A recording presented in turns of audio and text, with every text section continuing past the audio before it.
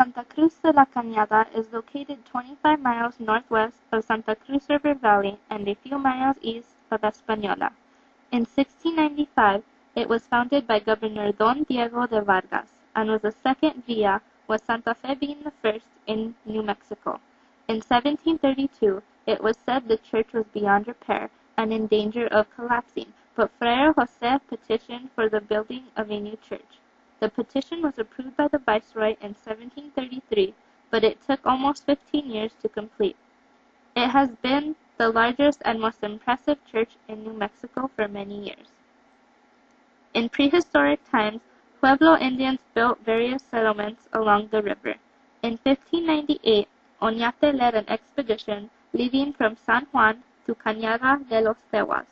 Santa Cruz was first populated by the Tewa-speaking Indians, and in the 17th century, Hispano settlers established few farms and haciendas, renaming it La Cañada.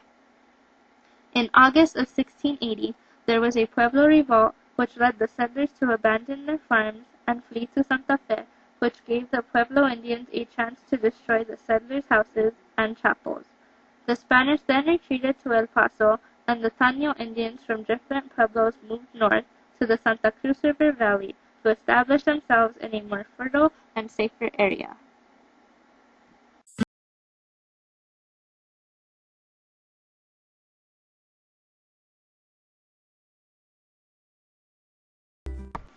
In 1905, there was a demand for education to the public. Two high schools were opened, Santa Cruz High in 1908 and Espanola Valley High in 1920.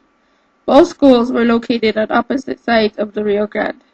In 1974, administrators decided to merge the two schools and form a new school district, known as EVHS. The new school was relocated in 1975 and opened its doors to over 950 students. Today, enrollment at EVHS stands at 1,018 students. McCurdy School, the only mission school of any kind in Espanola at the time, was founded in 1912 when Mally Perkins came to Velarde, New Mexico. Later, Perkins opened the school on October 21, 1921, with only 4 students. Before Perkins returned to Velarde, she enrolled at Campbell College in Kansas to study Spanish with instructor Edith McCurdy, who later died.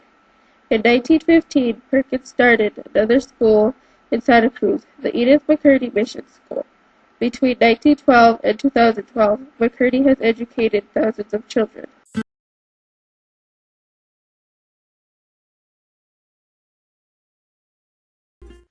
The Rio Medio River starts in the Sangre de Cristo Mountains, making a long, windy journey which runs along the towns of Truchas and Cordova, connecting to the Rio Frijoles River.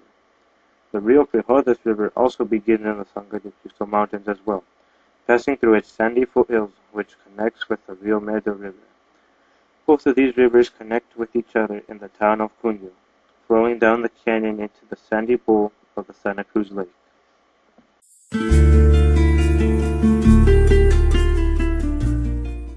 "30 miles north of Santa Fe lies the Santa Cruz Lake near the surrounding towns of Cunyo, Rio Chiquito, and Chimayo. The lake is fed water from the Sangre de Cristo Mountains, where the Rio Medio and Rio Frijoles River flows into the Santa Cruz Lake. The Santa Cruz Lake has been around as long as these two rivers have been flowing into it. The Santa Cruz Dam was built in 1929 by the Santa Cruz Irrigation District for the public. The lake created recreational opportunities for anglers, picnickers, campers, and boat lovers alike. The local terrain around the Santa Cruz Lake is composed of rugged foothills with open mesas and chiseled steep canyons. The shoreline is populated with pinon, juniper, mahogany, and cottonwood trees. The climate at the Santa Cruz Lake is semi-arid. Rainfall usually occurs from May through October, with most of its rainfall in July and August.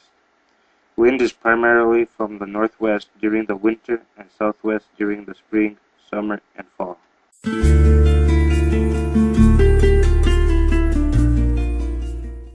Agriculture, which is the art of cultivating soil and raising livestock, has been a part of our culture for many years. Still today, many of these traditions are carried on by planting onions, corn, apples, chile, tomatoes, beans, and much more. We usually harvest our crops in the beginning of the fall, when the color of the leaves begin to change.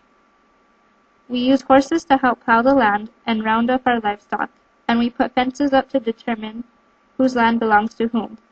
Not only do we plant crops, but we also have animals, such as cows, pigs, and chickens, to provide us with fresh meat and eggs.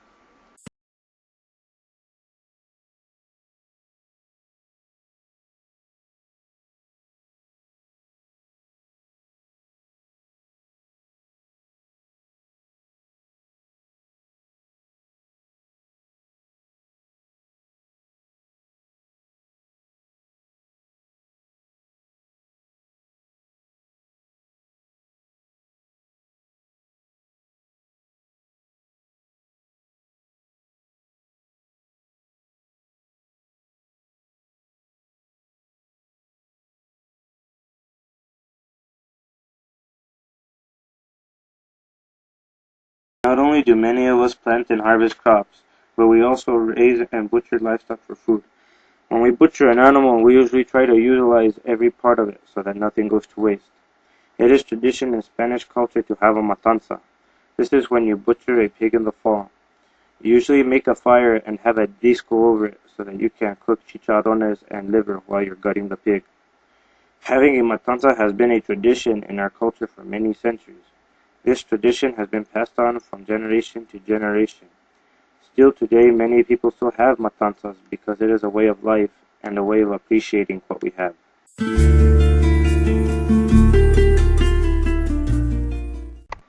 The borders overlapped the area of many native tribes. The Spanish brought their own nourishment, which merged with the Native Americans. This is why today these foods make up a big part of our culture.